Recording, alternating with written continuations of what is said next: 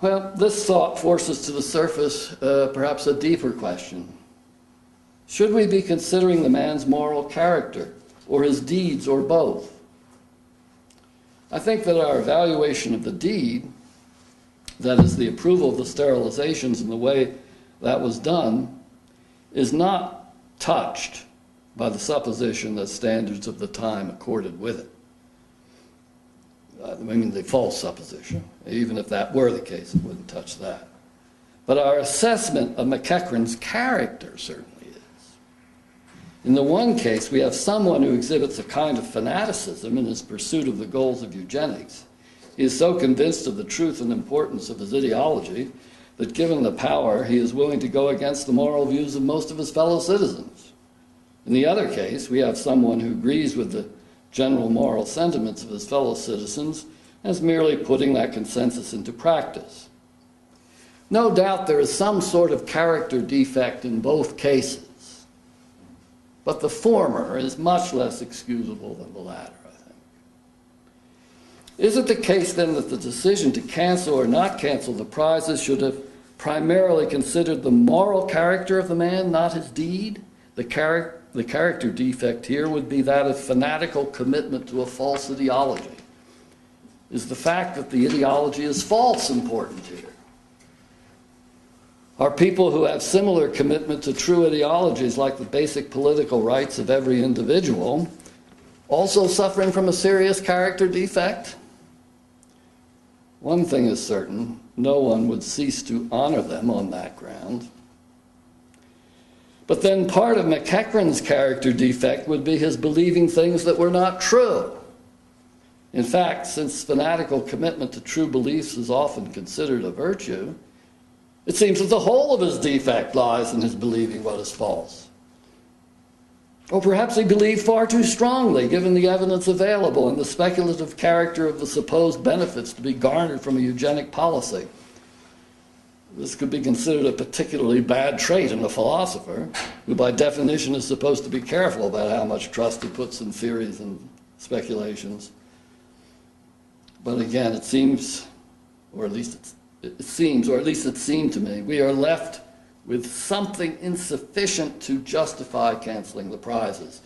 It makes the matter turn on whether MacEachran made a mistake in judgment that he should not have made.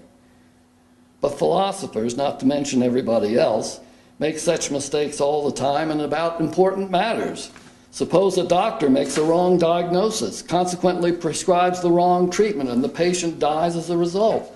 Suppose, too, that his wrong diagnosis is the result of not considering certain facts which he should have considered. He certainly may be culpable of professional negligence and open to civil suit. But if a prize had been named after him in the light of his many selfless services he had performed, would we, upon learning of this serious discretion, feel we should cease awarding it? I tend to think not. But then, why do I agree with the decision to cancel the MacEachran prizes? Where is the difference? I think we have to bring in our evaluation of the deed, rather than just the person's character. We have to say, don't we, that the deed here, the string of approvals for sterilization which extended over decades and were made without any real examination of the merits of individual cases, amounts to such a disregard for the basic rights of individual humans that it lies in the realm of real atrocities, not just ordinary crimes.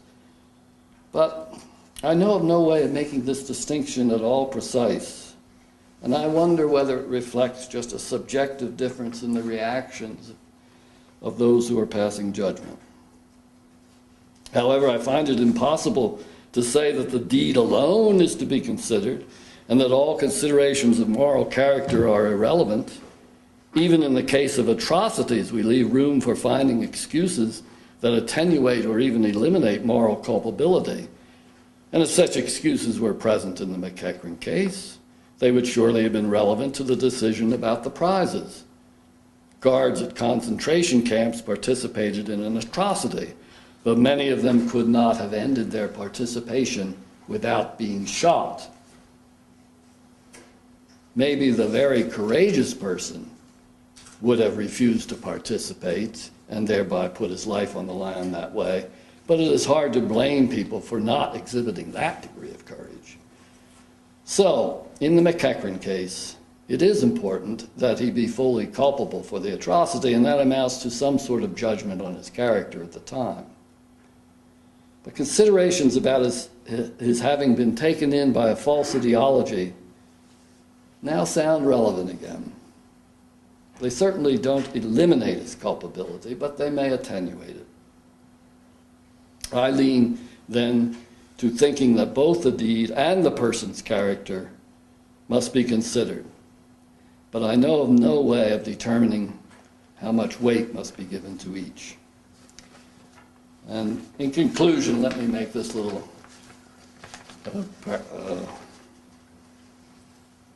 remark, which sort of ties it back to my own specialty. The ancient skeptics believed in arguing both sides of any case, and thought that this would show that reason alone could not reach any decision. There was difference of opinion about how one should react to this situation. The Pyrrhonist skeptics said that all judgment should be suspended, although one just went ahead with decisions without making judgments about which side in the debate was right. One went with one's gut feeling, or as they said, the appearances.